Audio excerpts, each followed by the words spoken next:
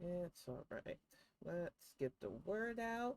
Welcome to the Bonnet Chronicles. I'm your host, Kalari GXC. We are going to get the word out and then we are going to get fired up because I am already running a little late. It has been a crazy week. I missed out on Tuesday because the school week started for kiddo. As you know, my son is in high school. He does his classwork at home. He's in a virtual high school. And it means during the week, the desk during the morning to normally mid afternoons is occupied. So Tuesday, I was hoping that the workload that he had wouldn't interfere with me being able to go live, but it sure enough did. And by the time he finished, it was almost 5 o'clock anyway. So I just said, I'll save everything I want to talk about for Friday anyway. But hopefully, we can get it worked out where Tuesdays still are a go. It's just really tough with the new school year not interfering with the flow of how he does his work. You know, when you have kids that have autism, it's best to let them do their work at their pace. And I did not want to rush or yell at him while he was trying to get all the lessons and stuff that he had for the day done. So it is what it is. I am grateful to have this medium, and I'm grateful to everybody who comes and sits in, whether it's on Tuesdays or Fridays anyway. So definitely thank you. And we're going to get started with one of the bigger stories that happened this week. The fact that Serena Williams announced her retirement from tennis and is it doing her last open. And how many people have come out of the woodwork not being supportive, but showing not only their misogyny, but their racism. You've seen it all over Twitter. I got into it with some sports writer guy who just doesn't care for Serena. And as a black woman, I have seen this attitude. They're giving the same attitude to our current VP. It is that whole idea that how dare this person excel. And Serena and Venus shined in a sport that what we weren't supposed to excel in. The only other black tennis player I knew before them was Arthur Ashe. And other than that, we weren't allowed in those spaces. If we got tennis lessons in New York, it was a quick class because most of the jokes was this isn't for your kind. And for these young women to not only be legends in their field, be such dominating factors and forces in this world of sports, and have some rando white dude decide, well, I just don't care for them because of their attitude in a world where John McEnroe exists. I'm over it. I'm blessed that I got to live during the time where I got to see this young lady shine. I say young lady, I think she's probably around the same age as me or getting close to it, but for me she's younger. I'm happy that she got to enjoy a full career and inspire so many younger tennis players. She is the reason why we have greats like Naomi Osaka moving up the ranks as well. And for every bitter, jealous person that's gonna put in why her attitude didn't sit the right way, there are a lot of little black girls holding a tennis racket now because of her. And I will never downplay the influence that both Serena and Venus have had on so many of our works. They are queens and they're beautiful.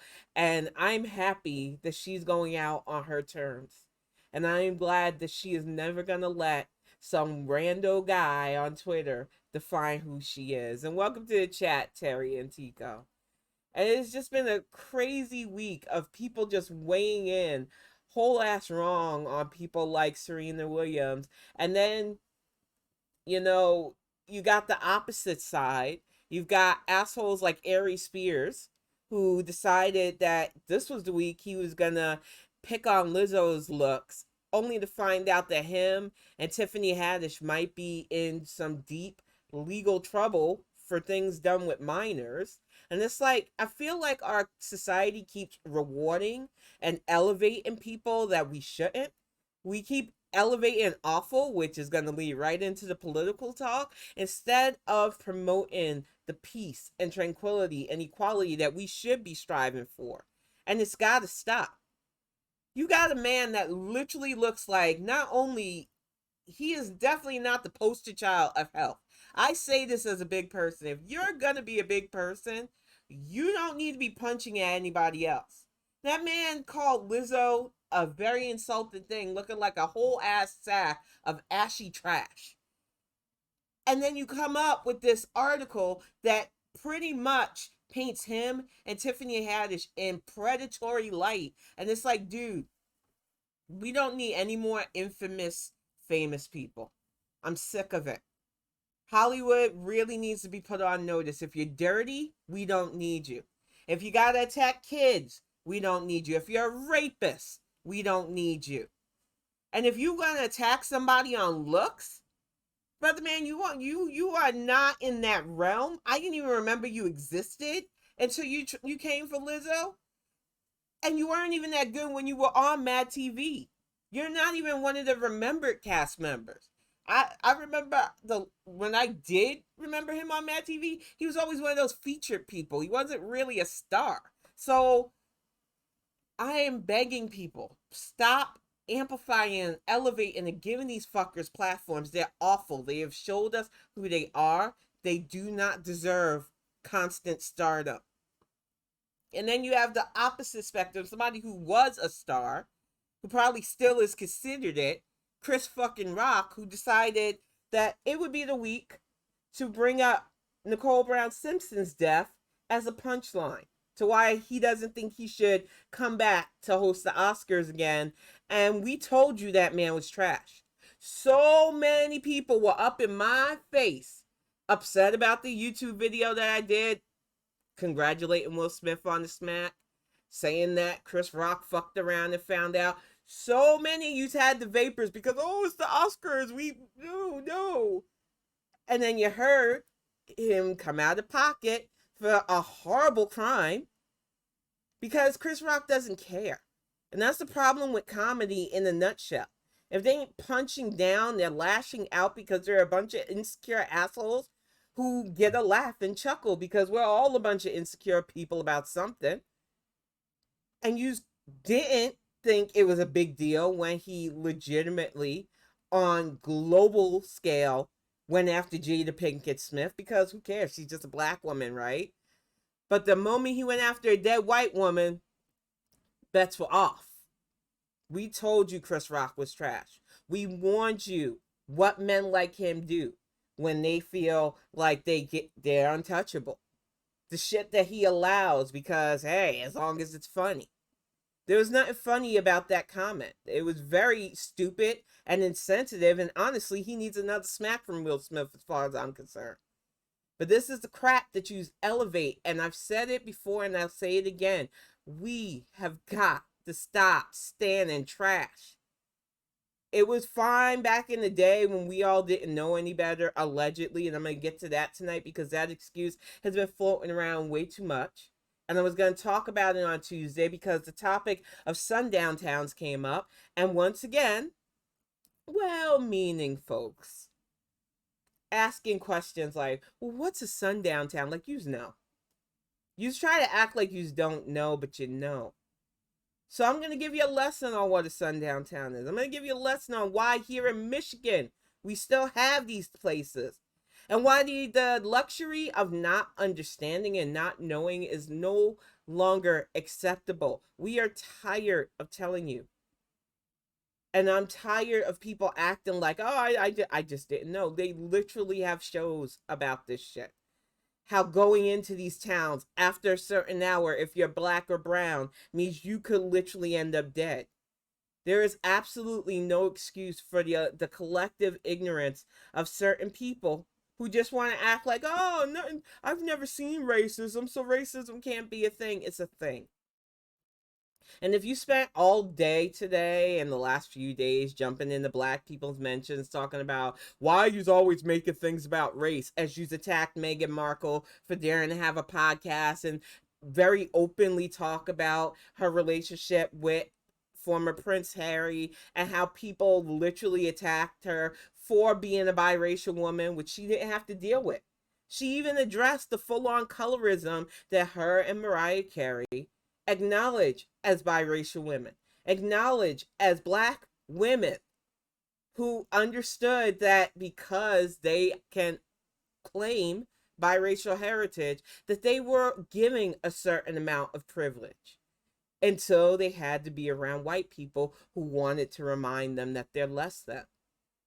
But white people just don't want to hear that sometimes. And it's infuriating and exhausting when you just don't want to look the reality in the face. And we can't tackle the problem when people don't want to see the problem. Is exactly what we have going on with our current struggle to not only save and protect our democracy, but to keep it out of the hands of rampant theocratic fascists. We have people who swear that they're for truth and justice and they just want to report the news, only that isn't true. We had an amazing speech given yesterday by our president, Joe Biden, who wanted us to not only understand what's at stake, but to call out the wave of extremism that has been devastating our country on a state-by-state basis. And instead of carrying this president, our major news networks play reruns, they play game shows, they completely tried to black out his speech.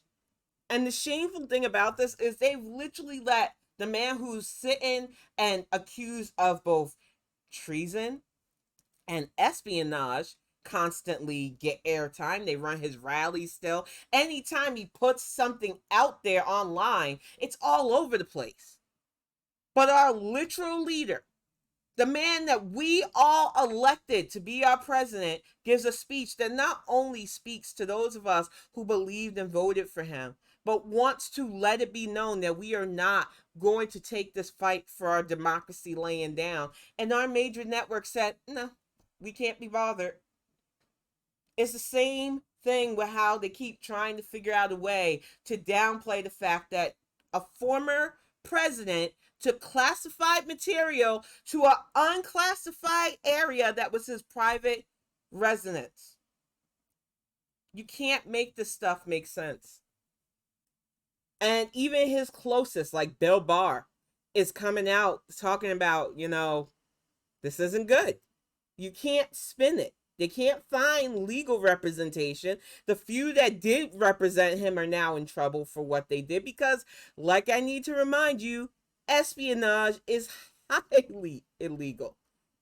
And all of these excuses, well, it was on the floor, so it wasn't serious. Or, Trump declassified it. No, he didn't. And we need to stop playing these games.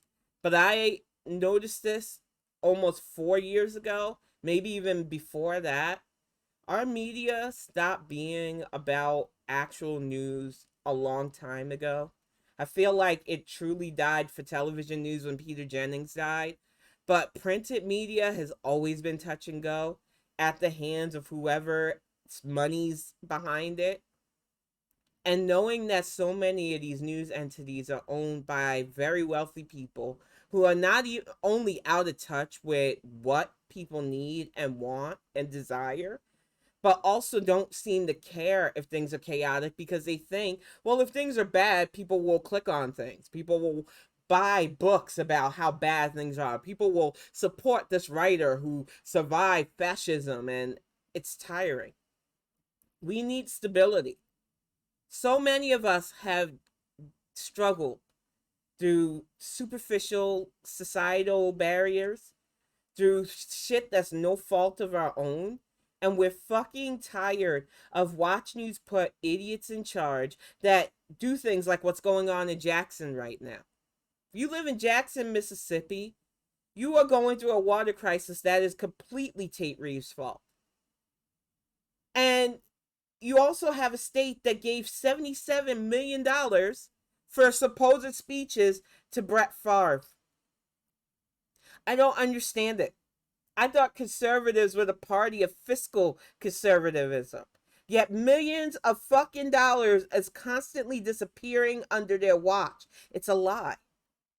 User been sold a whole ass wholesale lie about how conservatives are great with money.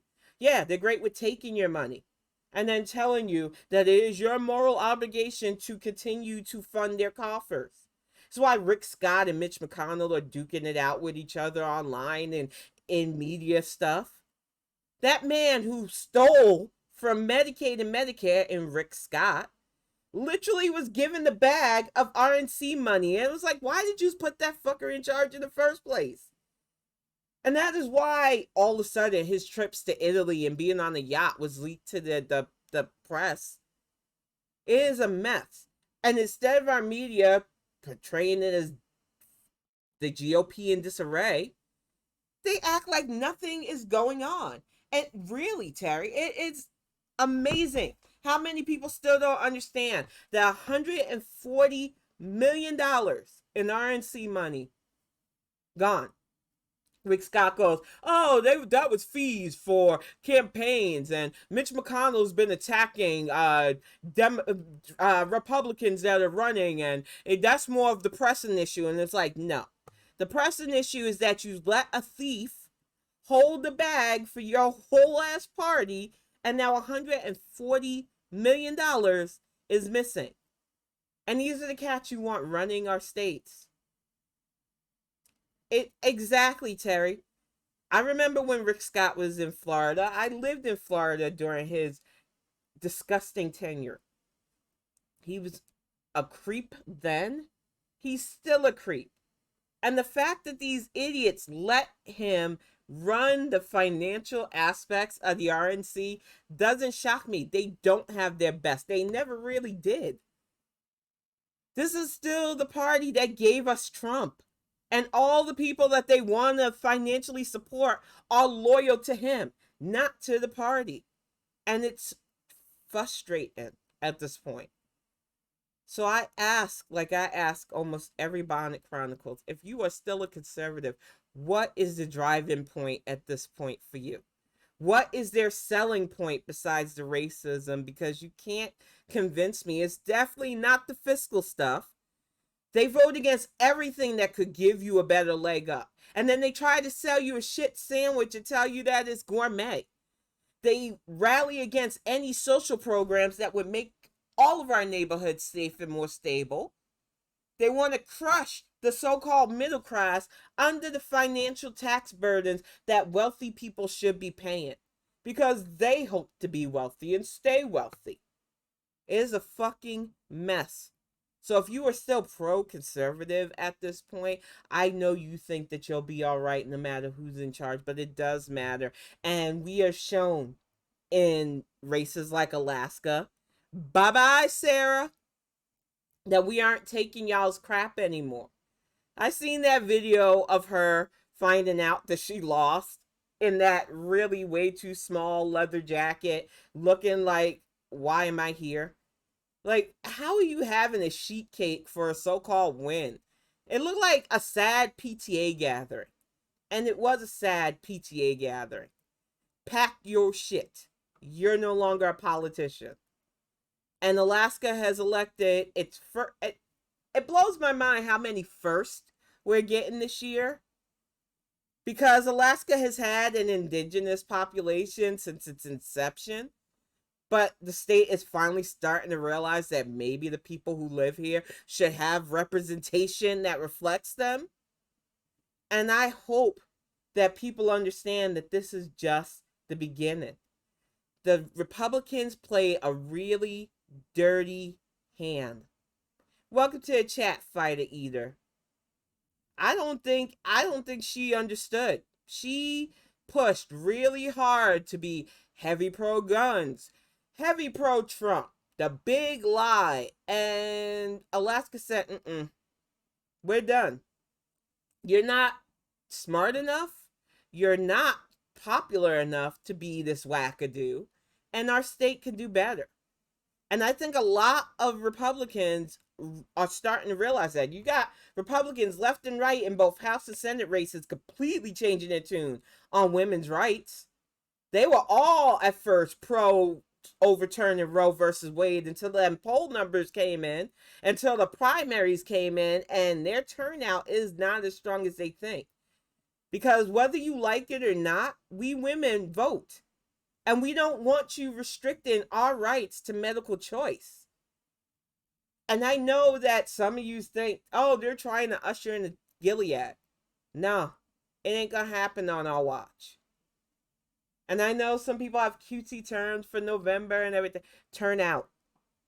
I don't want to see no more hashtags. And I don't want to see no more cutesy shit. I want to see them ballots. I want to see more of what happened in Alaska on a state by state basis, because some of them are still acting like they're safe. You got assholes like Kemp at that debate with Stacey Abrams, and I hollered the way he tried to make it seem like, oh, Miss Abrams, you were doing impropriety stuff. And she was like, no, we're not going to play these games, Mr. Kemp. You tried to throw out ballots. You tried to disenfranchise voters of color. But my administration has worked hard to not only make sure that people know their right to vote, but to ensure that Georgia voters have the ability to safely cast their ballots. And while she's still up against somebody who literally cheated, who used his position as Secretary of State to move into the governorship, you're not dealing with somebody who isn't used to dealing with the dirty of the South. I believe in Stacey Abrams, just like I believe in Beto O'Rourke. I believe in Charlie Crist. I believe in Cheryl Beasley. And that was a touchy topic yesterday. I wasn't sure how to weigh in on that until I actually started to dig for the information. And I know that optics is a lot of things, because sadly, we are a nation of how something looks. And the way her campaign put out how they were not going to meet with VP Harris looked shitty.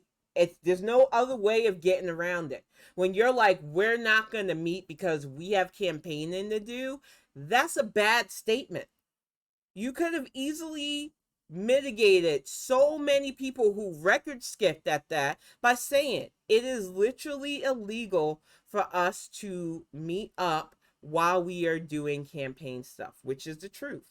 And a lot of us, even I, did not realize that while on official campaigns, our senators and representatives should not meet up with the president and vice president. It's why Senator Warnock had to decline a meeting with Vice President Harris and President Biden early on in the year. But his campaign was smart. They didn't put out a weird tweet that made it sound passively aggressively dismissing an opportunity to meet with the White House.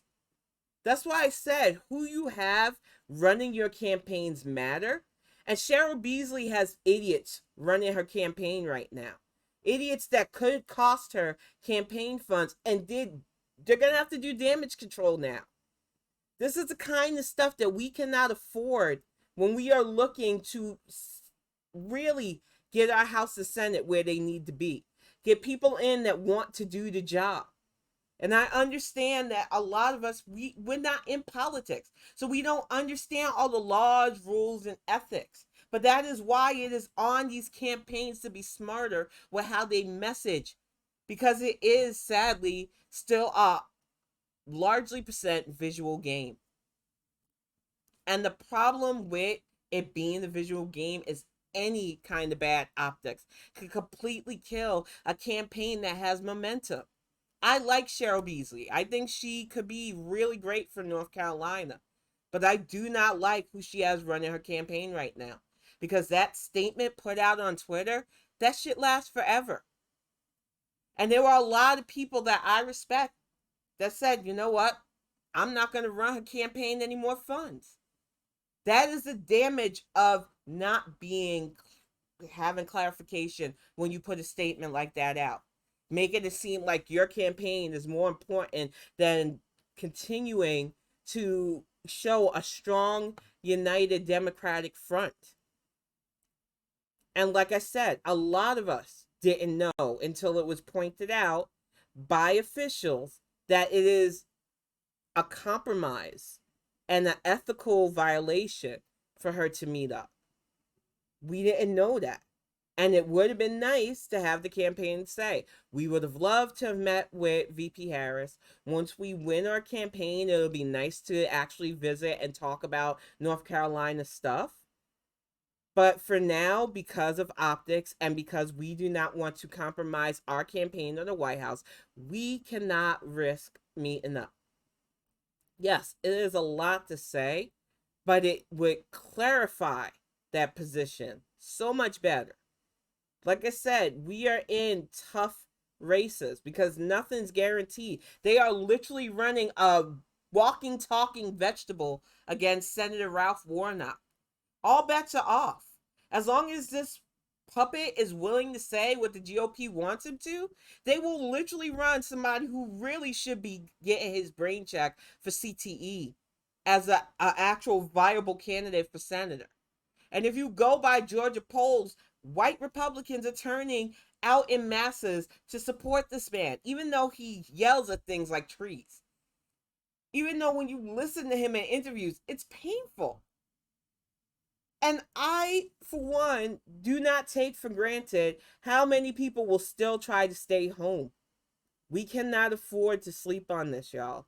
And we cannot afford to risk our Senate in the hands of the other side. The people who have been spending all day today and the last few days rallying against being called fascist, but if the shoe fits, wear it and goose step your ass on out of our mentions.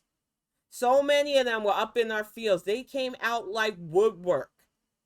I talked about well-meaning white people the other day about how if we are not directly calling you racist or a bigot, why do you need to be defensive? And like clockwork, you can set your clock to them. You had a ton of them coming out talking about why you got to make it about race. Well, gee, why do I have to make it about race? As I navigate a world that automatically sees something about myself that I don't want to change, but shouldn't define who I am as a person, but constantly has all my entire life.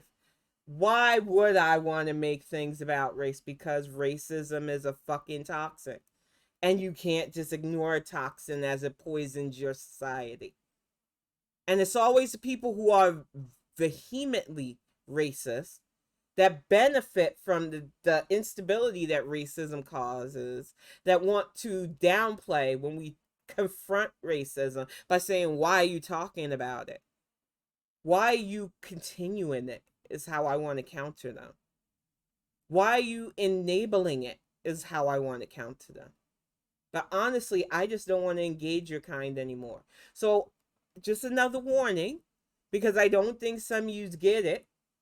If you waste my time on social media, you will be gone. I don't need you. And I don't think a lot of people understand that our pages are ours. If you don't like what somebody says, move it along.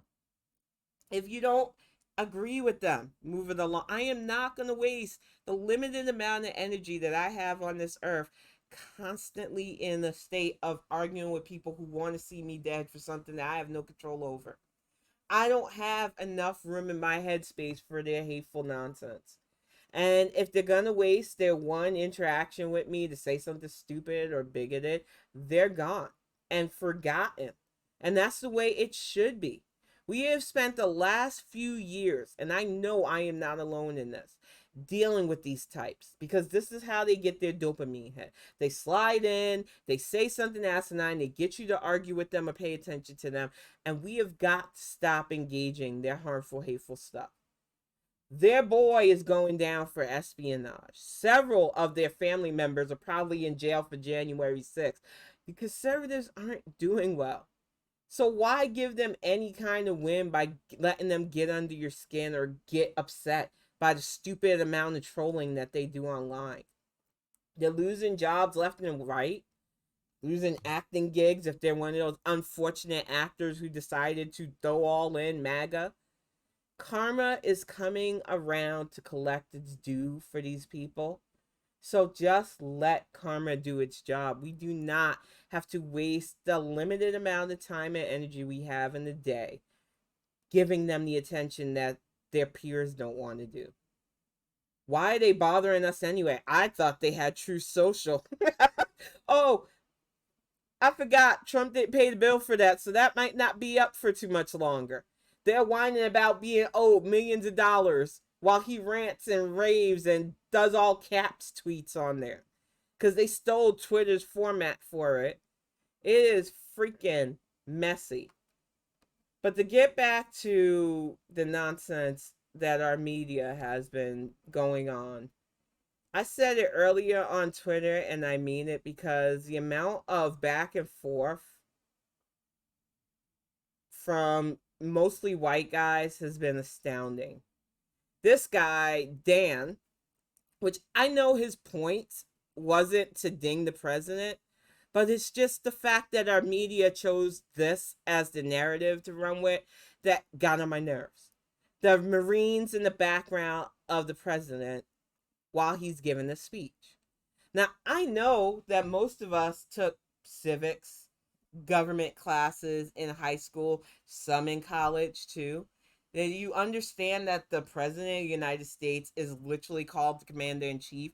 He could literally have all four branches of our military up on stage with him at once if he needed to. If we were calling for any kind of military strike or action, even if we were just having a go at something, it is his right as commander in chief. So President Biden having two Marines behind him shouldn't have even batted an eyelash for the idiots who were going to let that man baby run a tank up and down Washington, D.C. streets for a parade that I am so glad COVID said no to. I just do not understand why our media decided that this was the shit that they wanted to bitch about the last 24 hours, but it's shameful. And my response was, who the fuck cares? I'm at that point where I don't understand how you can call yourself a serious journalist. Understand that we are in a war for our societal safety against literal theocratic fascism. I'm going to say it again because it is that serious. They think that they have a biblical right to restrict our ability to grow, prosper, and be. And if we allow this other radicalized right-wing side to continue this path, our country will be destroyed. I am not being hyperbolic when I say that. And that is what our president touched upon in his speech. And it is shameful that people keep trying to deflect and distract and just move away. It's shameful how many white men, especially, are upset by this. Saying shit like, I don't see a path back, at least tonight. I was not looking forward to the speech. Why, Eric? Because it points out the hypocrisy of our media. It points out the hypocrisy of ignoring radicalized people with access to firearms that want to destroy our nation, erode us from within, that want to see education snuffed out for some, that want to see people of color just completely abused and harmed constantly. I am sick and tired of people of privilege ignoring the fact that your rights will not last under their agenda either. And he's going to go to some live blues where no one cares about race. The blues? You mean the music that my people created? It's all about race. And if you wanted a nation that didn't care about race, how about you help us purge the racism that's been affecting our society? Because it's always the people who are never on the receiving negative side of racism that want to bitch about how Joe Biden is leaning too heavily into the racism thing. You mean calling out these radicalized assholes is a bridge too far for you? Too many are showing their whole ass. I don't get it either, Terry. I wanted to try to decode this white man speak, but I don't. My brain does not operate on this level of dumb, mediocre privilege. People like Eric, other blue check marks have been in their fields all week and whole ass wrong. And I could try to understand Guinness. I could try to understand their ways, but I just don't operate on that level. I honestly feel like there is an agenda, and it really is us versus them. And you have to start realizing that they don't need any more amplification of their nonsense. We need to stop buying their publications. We need to stop tuning in to their networks. We need to black them out the way they black the speech out. They're going to spin this into whatever negative they can think of, because for some reason they think they can control the chaos enough to profit from it. They thought that in the 4 years we have 45. And it was nothing but a constant stream of bullshitty nightmares. And I refuse to let our media drag us back. The fourth estate is dead, as far as I'm concerned. And if you are still tuning in as a protest, I seen the tweet, and I wish I had got it before I blipped away. It's one of the things I hate about Twitter right now. Every time I see a good tweet, I go to respond or click on it to retweet it, and it's gone, and it's very frustrating. But somebody said it earlier, and if I find your tweet, I will definitely give you props and credit. I do not want to take credit for your words, but they said it. If you are boycotting CNN, MSNBC by watching it and complaining about what you watch, you're not boycotting it. You're not doing that right. I have not tuned in to any of the major news networks for any reason since 2018. I'm not even going to say 2016, because after Trump won, I, like so many others, took in daily amounts of bad news. It was almost like a fucking addiction to see what he would do next, to see how bad it would get. And I had to wean myself off of the constant toxic news cycle. And it wasn't easy. But every day I told myself, do I need to subject myself to this? And it got easier. I stopped tuning in. I stopped sharing clips. I stopped giving them the attention that they didn't deserve from me in the first place. And I am begging people at this point, why are you watching it? I see people with the same tired arguments against Chuck Todd or Morning Mika. And it was like, who the fuck watched that show in the first place? Just because somebody says they're the liberal media does not mean that's true. Those fuckers enabled Trump. It is time for all of you to turn the noise off. Do to them like they've been doing to this administration. Shut them out and focus on what's important. They're focused on trying to drag us back to fascism. So we have seen that we cannot trust our media. They're so-called rock stars. Most of them are nepotism ads coming from wealthy families, out of touch with most of the common people. And worse yet, the ones who are desperate and eager and came from nothing are now just trying to push a book. People that I used to respect. People whose names I used to give weight to. Going on punditry. Speaking against this administration because they bank on you not understanding state civics. They think the president is a king instead of a POTUS that gets to put through legislative orders if he has to, but can get so much more done when the 50 states that he's representing come together with their representatives to do the right thing. Everybody was pushing that. He pushed the student loan reform as an executive order, which was a lie. He actually used an act that George W. Bush put in place to put this through. And it is an actual firm act. It is not an executive order. And people don't want to hear that because so many of us bank on not knowing. And it is this collective ignorance, collective apathy, the collective I don't know that we have got to stop because we cannot sustain this.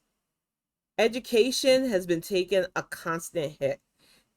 People want to talk about teacher shortages when even when we didn't have teacher shortages, salaries were garbage, supplies were low, materials almost non-existent unless they were test taking materials.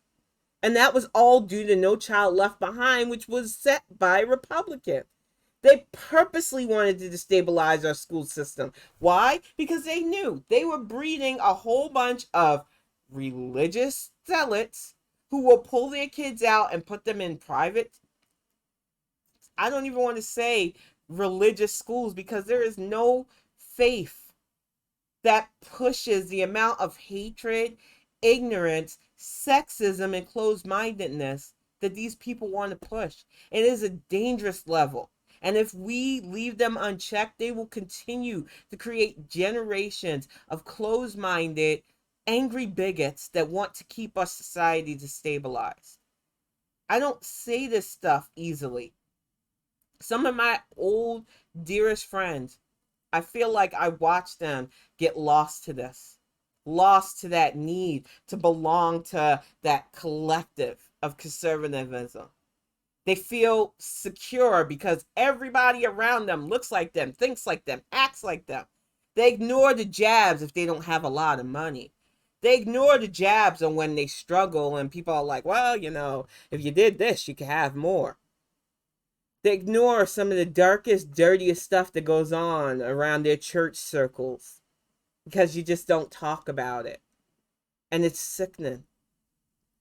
And you want to keep allowing this to be the norm, and we have got to stop it because it is eroding more than their society. It is spilled into our whole country, and our kids are affected by this and beyond. And we can stop this by not only electing officials that give a fuck and that want to fund things from K to 12, but want to go beyond, because we shouldn't have to struggle to be better people. But if we want this and it doesn't seem like a pie in the sky or something in a fucking fantasy story, we have to work towards it. It comes with attitude adjustment. It comes with seeing something bad and calling it out. It comes with looking at the people who are defensive when we talk about negative traits in society. I don't act like my people are perfect. That's one of the things that I think gets on my nerves about the not allers. Because if I had any energy in me to not all for Black people, I'd be exhausted. And I know that not every Black person can be defended. Did I not talk about Ari Spears, Tiffany Haddish, and Chris Rock? We have had plenty of people that used to be legends in my eyes turn out to be fucking awful people. That's just the reality of being a human being. And I've had several people try me on things like, oh, Chicago, or whatever blanket bullshit term they want to talk about. Some asshole was in my mentions talking about black on black crime again because they have absolutely nothing else going for them except for whatabouts. They don't want to confront their community's issues. I can talk to my people. That is the difference between you and I. I can real talk my community. They might not always like what I have to say. I might even get accused of, you don't like your people because, oh, you dare call us out. I don't give a fuck what you think. I have spent so much of my life hearing about how I wasn't Black enough because I was too nerdy. Now I'm too Black because I'm pro-Black. I'm Black the way I feel comfortable. That is the way you have to be in this life, because nobody can take that from you, especially if that's who you are. And we have seen it. The ADOS people, which is just another group funded by questionable backers, trying to destabilize the Black vote. And I know that some people are like, well, 10, aren't you technically? No. I am an adult descendant of slavery. I think most African Americans are, whether we come from the Caribbean or the United States, because the transatlantic slave trade went all over North, South America, and the Caribbean. But there is a weird sense of gatekeeping that has been going on online about who can count. And there has been a lot of heavy colorism being pushed throughout our community. Not just that Meghan Markle, not just at VP Harris, but between our communities, and it feels coordinated. So I need you to guard your energy and be on guard for this, because they are trying all the dirty tricks. And our community cannot afford that kind of destabilization, because the only winner in this is white supremacy if we allow them. And it's sad because they use a front for something that is painful to us, something that we have ancestrally not been able to repair the damage of, to try to drive a wedge and harm our voting bloc. And that's why I ask people to be careful who you retweet, be careful who you get involved with online. I've seen a lot of people arguing with Dollar Store Dolomite this week. If those of you who don't know who that is, I won't subject you to his awful music video. Thanks a lot to those who did. Even though I didn't have the sound up, I seen enough of him trying to be a music singer to imagine how whack the beats were for that. I am lucky that my Twitter does not automatically play sound anymore, because good Lord, that video looked hideous. But if you don't know who Dollar Store Dolomite is, it is Tariq Nasheed. And I'm not going to say his name too many times, because like Beetlejuice, you summon those clout goblins when you say it too much.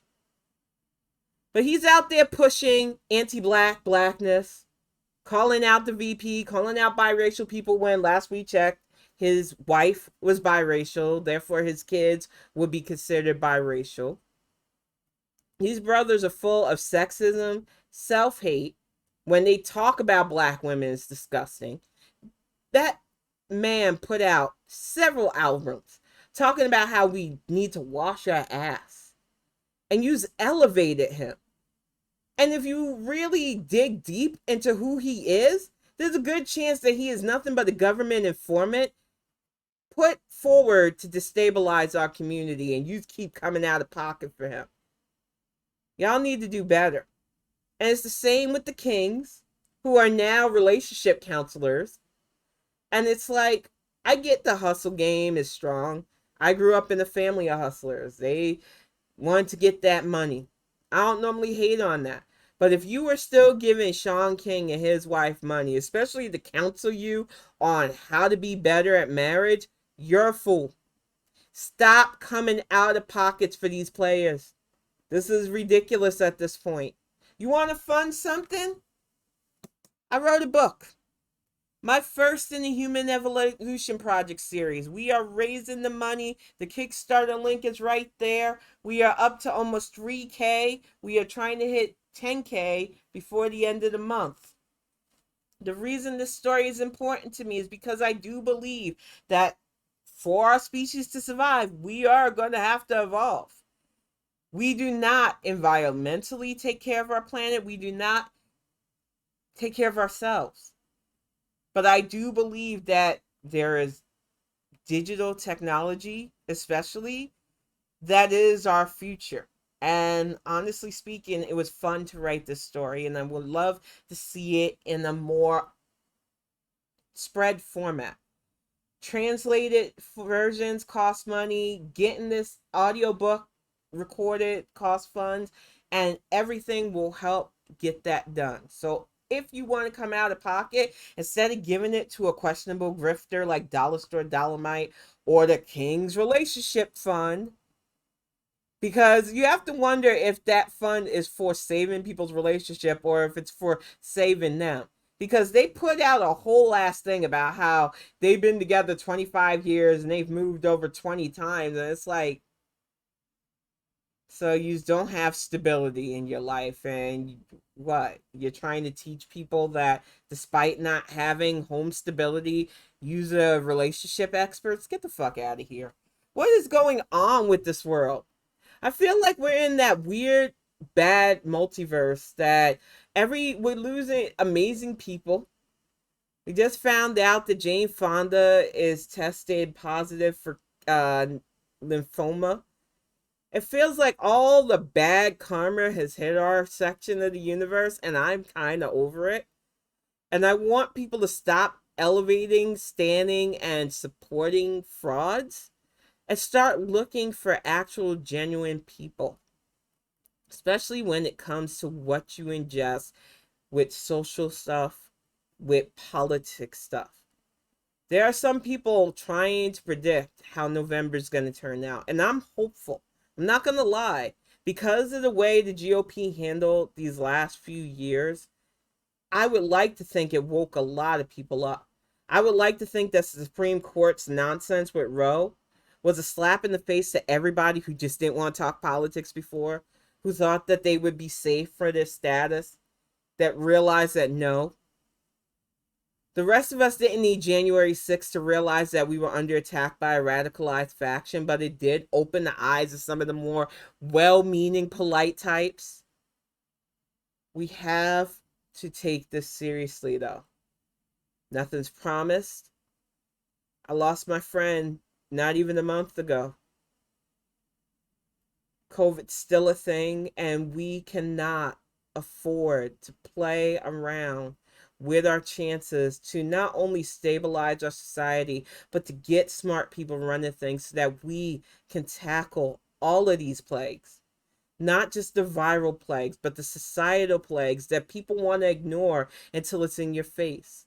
I'm tired of seeing these weird Karen TikToks where you see these white ladies going off on racist tirades. That shouldn't be entertainment. I'm tired of seeing these gentlemen going off on homophobic rants and being awful bigots until they lose their jobs. The fuck around and find out thing you might key at it, but they are harming people when they do that. And I am sick of their entitled attitudes being treated like it's the norm or some form of entertainment. So it really is on us to do better. And it starts with doing our political investments, shutting out the noise, not giving revenue to those who want to profit off of pain, misery, and suffering, and focusing on those who want to elevate our society. There are so many out there, so many good people with projects.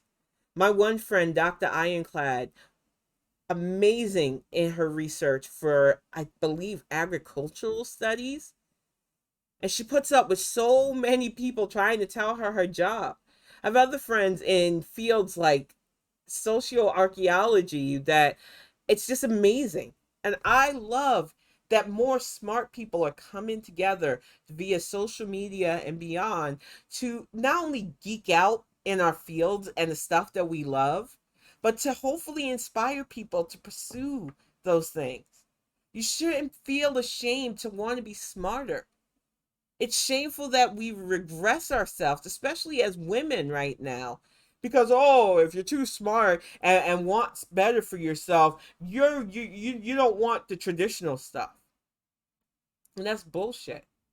We just starting to realize that our partner shouldn't want us to limit ourselves. And if you're that kind of guy, you're going to be alone. I think it is okay to have confidence and a desire for knowledge. It is not okay to tell somebody that their knowledge is a bad thing or that their shine is too bright for you. Bring it back around to the Williams sisters. We have watched people try that with our best, whether it's our best athletes, whether it's our best politicians, and it's not going to work because we were told to give our best no matter what, because it's all we have. And I know for some of you who are used to society patting you on the head and giving you a go ahead no matter what you do, it always floors you when we give our all to something, when we don't just give a half-assed performance, when we put our full effort into stuff. But that is how we are going to move forward in our society. And yes, there are going to be awful people that benefit. That's just the way it is. If you are a true pragmatist, you understood that long ago. It is time to get those who call themselves progressive into the realm of pragmatism. Because the reality is, those people aren't going to be deprogrammed overnight, if ever. They're not going to go away. But if we have a stabler society, there is less reason for people to fall in with them. There are always going to be those who are forcefully indoctrinated. That is the sad reality of any society that has very strong radicalized sects.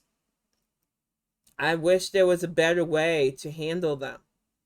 The only way we are going to save our society, though, is to stop allowing them to run our states into the ground.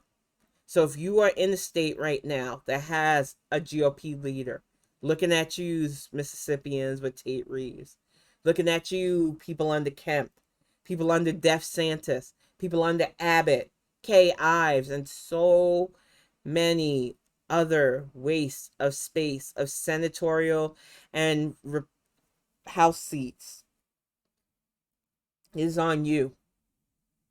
We have one job to do in November.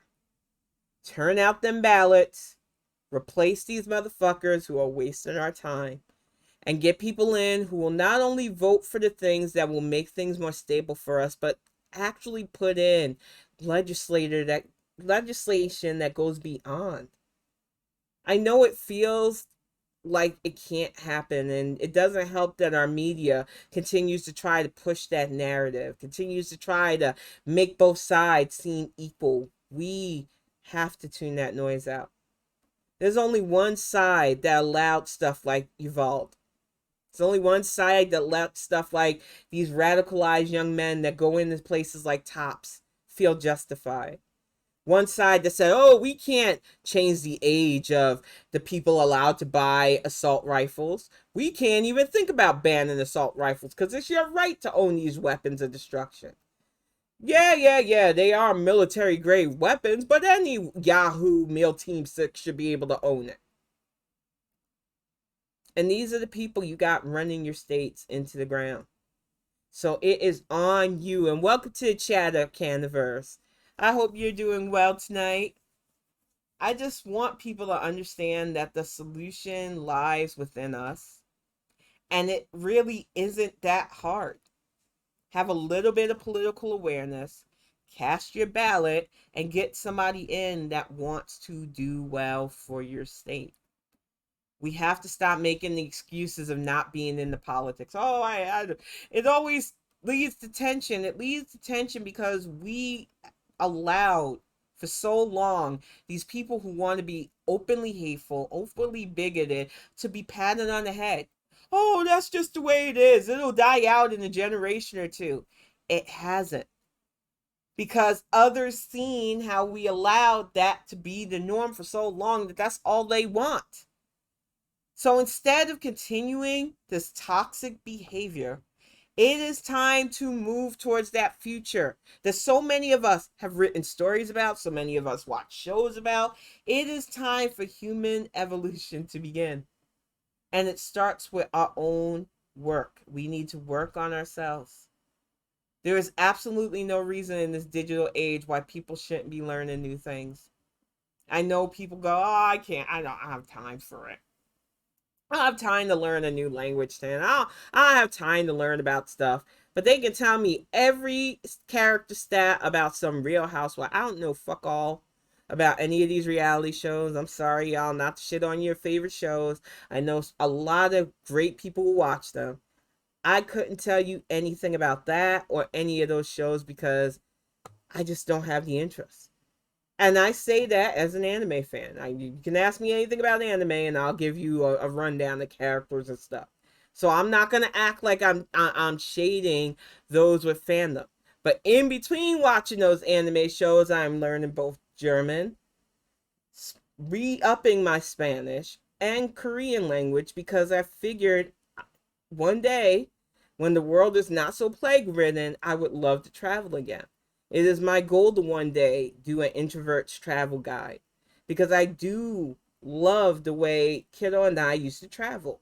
When we would get on flights and go like to Canada and stuff and get to see how traveling to other countries could be for people who don't really like crowds, aren't really into like big venues and stuff.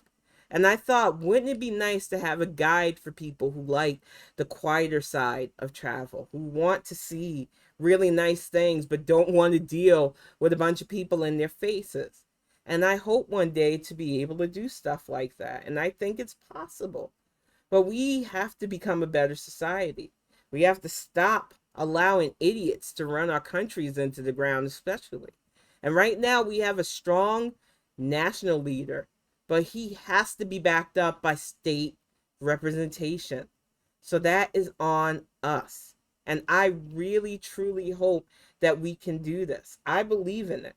I took a chance this year to make my first dream come true, which was to be a published writer. And I do believe that this is the chance of a lifetime for everybody to start pursuing the goals and stuff. The stuff that you thought when you were younger, oh, I can't do that. I had a friend on Twitter the other day talking about her music career and why she decided to give up on it because why? The only person stopping you is you. We are in a digital age now. Yeah, it's not going to be the same as somebody seeing you in a club and instantly signing you. But we are in an age where we can literally forge our own careers. It's why I decided to bypass begging somebody to look at my story and do it myself. It's why I'm doing it for this book, any future books, and all my webcomics that will be coming out soon. Everything will be done independently because I am literally, there's no reason. There's the only format that stops me is my own energy levels. We are in a perfect age to go after the things we want in life. And I want more of you to understand that you can do this. I know it can feel overwhelming. And I see it all the time with my friends who stream. But you're doing what you love. And that is why so many of us sit and watch you, because you're fun to watch. You are enjoyable to sit in and talk with. And I don't want you to give up. And if you're doing it for the love of doing what you're doing, all the success you need will come. I really do believe that 2022 is the year of pursuing everything you want. And then 2023 is going to be where all the gains from it come in. So go after your dreams, go after those goals, and just continue to prosper. I feel it in my bones. I was protective of my hope a few weeks back, even. I didn't want to believe openly that things would be all right, but it's starting to stabilize. And I know that we are all on a better track. So if you want to see that continue on, do your part to chase your dreams. Embrace this digital age and just be happy. Because I feel like right now, to me, that is the most revolutionary thing we can do. But I'm going to get ready to wrap this up. I will be back on Sunday for D&D. Hopefully be back on Tuesday for a new Bonnet Chronicles. I'm telling you, with kiddo being back in school, having my desk is touch and go. But I am going to try to work out a better Tuesday schedule because I definitely, especially up to the midterms, definitely want to still do the 2 times a week schedule. But I will definitely let you know ahead of time if there's any interruption with that. He has started the 11th grade, and I am so proud of my baby boy. He's started drone class and everything. It's going to be a crazy year. I'm looking forward to it. But I'm going to get ready to wrap this up. I will see you all, if not in my friend's stream, on my stream again. Take care of each other and just have a great weekend, y'all.